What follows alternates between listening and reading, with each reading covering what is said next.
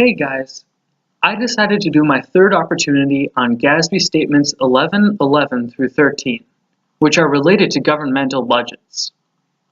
For this opportunity, I decided to take a slightly different approach from what I've previously done, because this topic of government accounting is so new to us.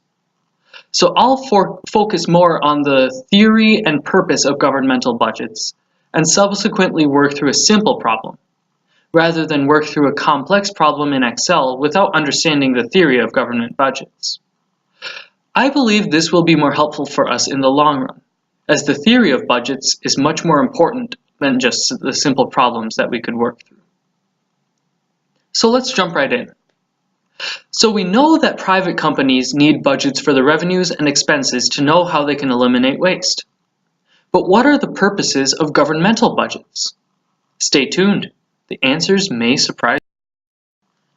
So here we have, straight from the GASB statement itself, the focus of government budgets. I'll read through this pronouncement quickly, then discuss the key components related to the focus of government budgets to help us understand budgets better.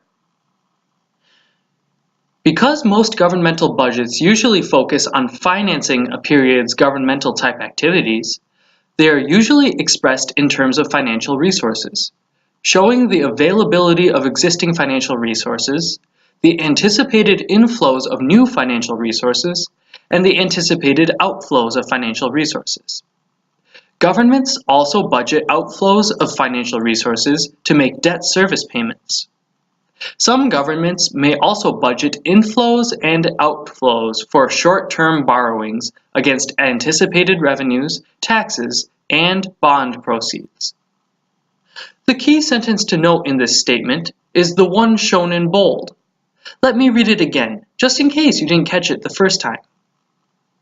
Showing the availability of existing financial resources, the anticipated inflows of new financial resources, and the anticipated outflows of financial resources. Thus, we can see that the focus for government budgets is the exact same focus as for private company budgets. Thus, it should not be too hard to account for them, right? But this is where our assumptions are wrong. As Statement 12 clearly states, governmental budgets are frequently required to be in balance. Unfortunately for us accountants, however, the definition of imbalance varies among governmental units.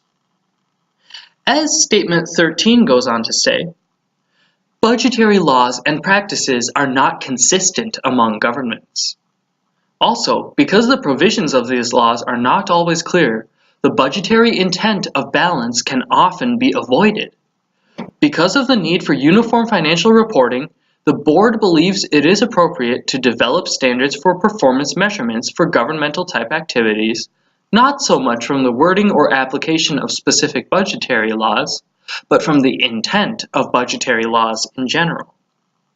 So the conclusion of the GASB was essentially that, in order to make financial reporting uniform, standards should be developed based on the intent of budgetary balance, rather than from the application of specific budgetary laws. This is what sets government budgets completely apart from private company budgets. But this knowledge of government budgetary theory does not completely explain the purpose of government budget. According to the city of Dubuque, Iowa, the purposes of a government budget are ninefold. So here are the purposes as developed by the city of Dubuque. To meet the legal requirement for a budget, to establish spending and income-raising authority, to establish a work program for the fiscal year and present it to the public, to manage and control resources and their use, to assure the proper mix of costs and services, to assure the most effective and efficient use of available resources, to set the tempo and direction of the city or state or national government, to prioritize policies and objectives, and to link dollars with results. Thus, we can see that budgets play an important role in the finances of local, state, and national government. All right, So now that we understand some of the theory and some of the purposes behind government budgets, we can move into topics from the video. The video I took the problem and this background information from was made by Alan Mursaugh. So I'll go ahead and read what he said about budgets in his video.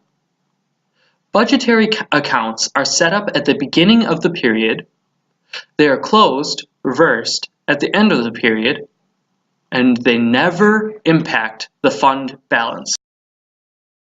Now that we have those things in mind, we can now turn to a very simple budget example.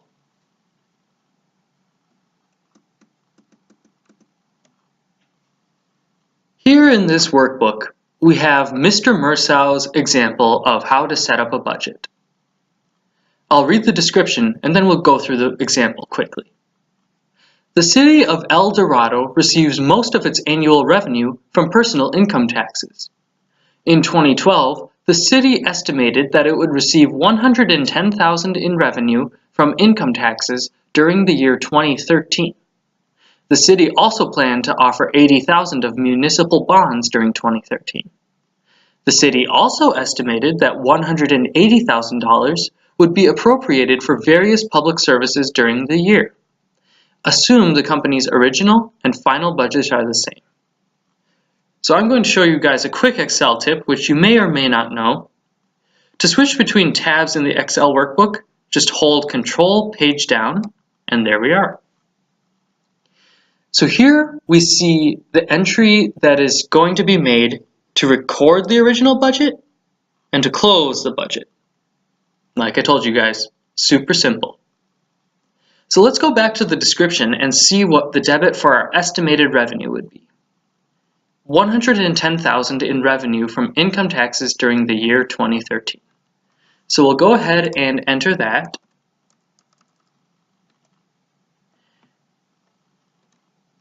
And the city also planned to offer $80,000 of municipal bonds during 2013.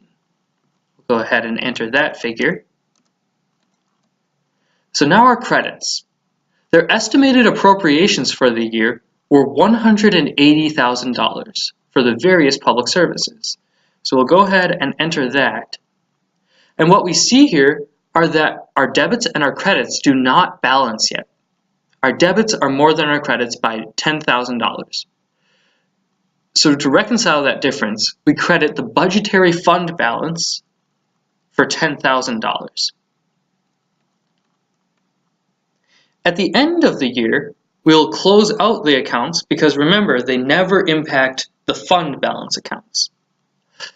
So we'll just close them out by reversing everything that we did at the start of the year.